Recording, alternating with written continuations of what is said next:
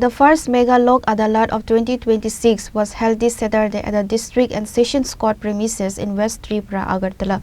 The initiative focused on a rapid disposal of pending cases involving the Motor Vehicles Act, TP Act, DG Act and excise laws. Chief Justice of the Tripura High Court, T. Amarnath God, personally visited the court premises to oversee the proceedings. A total of 23,600 cases were taken up across the state for settlement, with approximately 5,000 cases originating from the West Tripura district alone.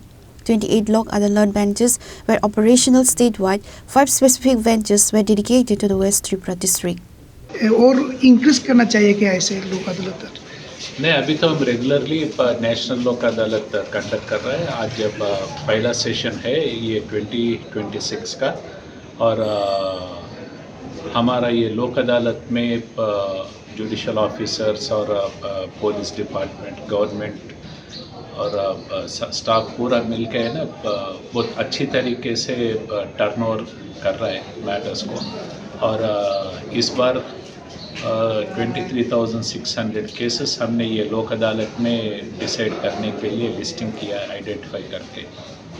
और यहाँ waste Tripura में करीब 5,000 cases है और 28 judicial officers courts काम कर रहे हैं। आज वेस्ट त्रिपुरा में 5 है। सो देखना है हमें हमेशा की तरह इस बार भी ऑलमोस्ट 80% का टर्नओवर होने का हमें एक भरोसा है, क्योंकि हम हमेशा त्रिपुरा का ये रिकॉर्ड है लोक अदालत में नॉट लेस देन 70 to 80%।